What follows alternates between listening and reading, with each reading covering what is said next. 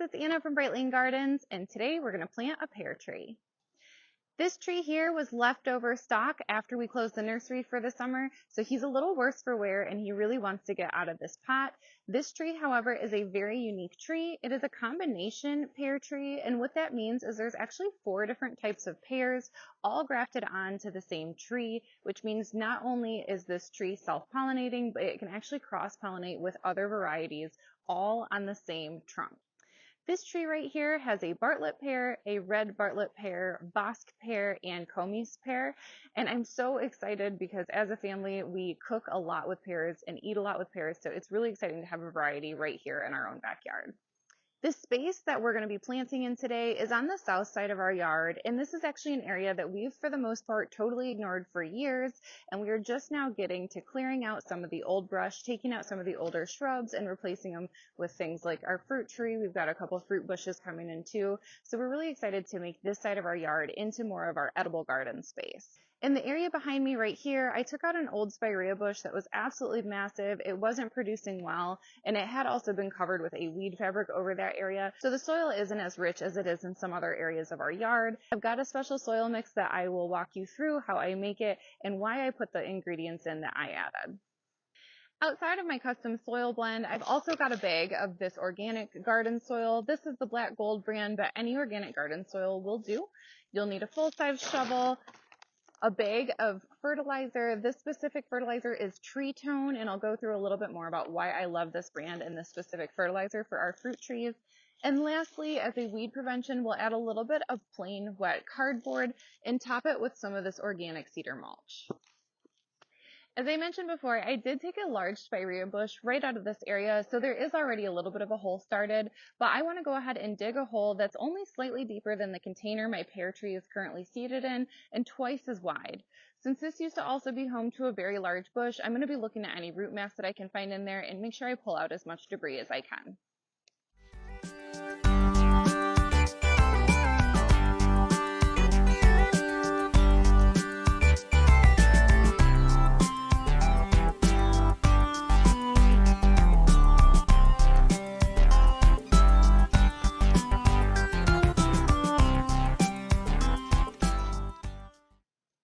My hole is just about at the depth that I want it, which is just a couple inches deeper than the container that this plant comes in.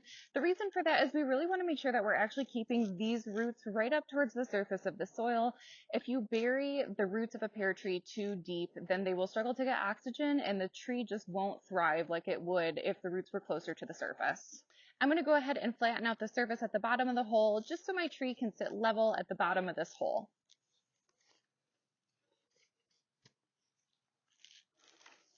Next, grab your plant, gently prop it up against your knee, and slowly pull the container off the base of the plant. You're going to gently set the plant down in the hole, and like I said, make sure that it looks like it's sitting level, otherwise your tree will grow a little bit crooked.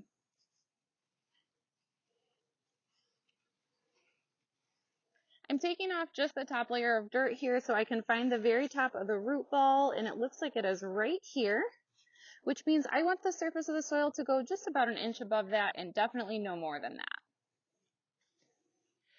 From here, I'm going to go ahead and fill up this hole with a 50-50 mixture of half garden soil and half of my special mixture. Now, what I put in my special mixture this time around is catered for pear trees specifically. Pear trees like a sandy, loamy soil that drains really well. So I started this mixture with a blend of coco coir and perlite to help with drainage, and I also added in a little bit of sand here from the backyard to also assist with drainage. Because this area behind me was covered with a weed fabric, I did add a lot of organic material to this batch as well, including compost, worm castings, as well as some decomposed mulch. My hope is to go ahead and enrich this soil again. It's been prevented from having debris break down into the soil over the past several years, which has depleted the nutritional value of the soil. So my goal is to add that back in with some of this decomposed organic material. I'm going to start with just a few scoops of each, blending it up in the hole as I go. I also have this little mini shovel that we've used for various things around the yard, but I have to say when it comes to planting, having a short shovel is so immensely helpful in order to stir things in the hole and also to add materials back into the hole that you're planting in.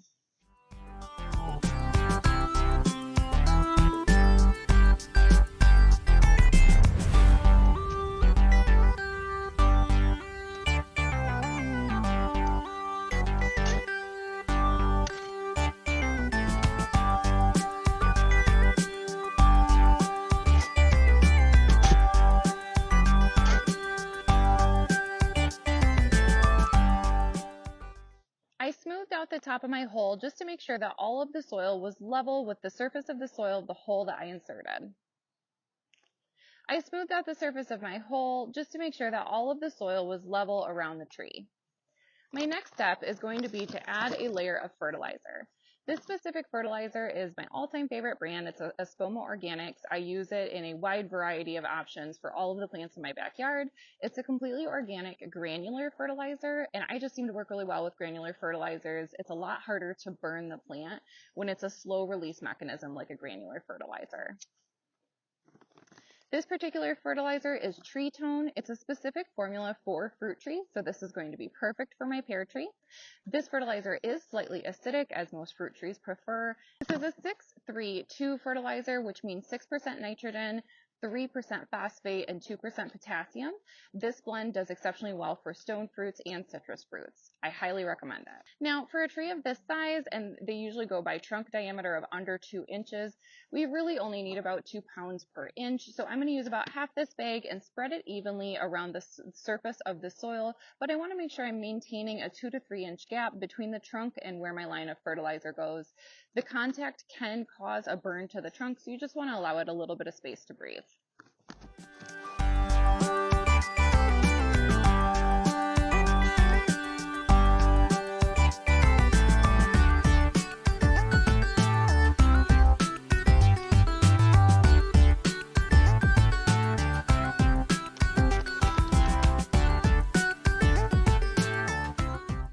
Once I have it over the surface of the soil, I'm just going to go ahead and smooth it out with my hand.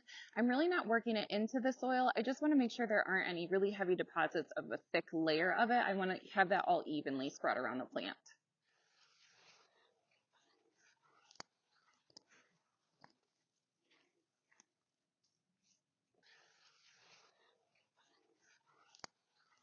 My final step is to add my weed protection and of course top it with my organic mulch. Anytime I'm looking for a weed prevention system, I'm definitely looking for something that is not permanent. Weed fabric is a really common tool used by a lot of gardeners. For me personally, I don't like it at all.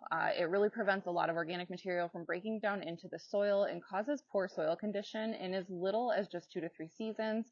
I like to use a different type of barrier. This is just plain cardboard. It's not laminated and has no plastic tape on it. So my goal for this is I'm going to rip it up into pieces and use it as if it's a weed fabric, but this will break down in 1 to 2 seasons, and it actually adds organic material back into the soil instead of preventing it from breaking down.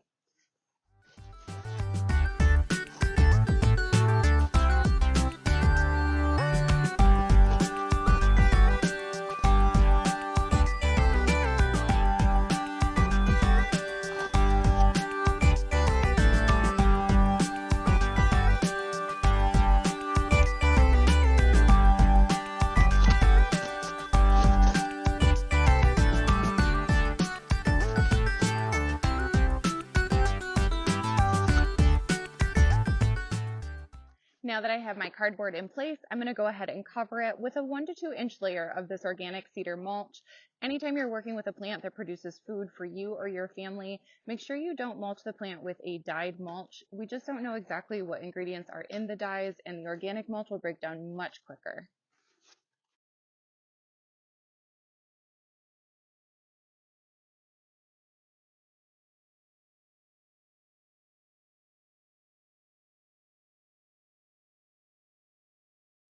Once you have the mulch completely covering the cardboard that you've laid down, your plant is officially planted and ready to grow. It's 90 degrees out today in northern Michigan, and we expect this hot weather to stick around for quite some time. So I'm going to make sure that I'm watering this guy daily sometimes twice a day, just to make sure that those roots have a great chance of getting well established before the first frost starts this fall.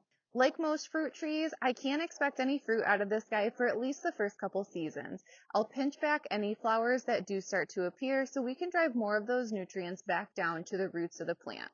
It's midsummer right now. I fertilized my tree today, and I'm going to fertilize it 2 more times before this fall. I'll fertilize again in 4 to 6 weeks and one last time before the plant falls dormant. Once you see those leaves fall off and the plant enters into dormancy, you'll want to stop all fertilization. If you fertilize the plant when it's dormant, there is a chance that you can burn the roots. I'll do another video this fall so I can show you just how much growth we've had over the past few months, and I'm also going to introduce you into how I do some basic pruning, especially in some of my younger, freshly planted trees. If you have any questions or comments on growing pear trees or fruit trees in general, please leave them in the comments below. I love opening up discussions about different types of fruit trees because I think everyone has their own techniques for growing these plants, and it's awesome when you can come together and share those ideas. If you like watching content like this and enjoy learning more about different types of plants, please take the time to subscribe to our channel. It really helps out small businesses like ours. Thanks so much for tuning in, and as always, I hope to catch you next time.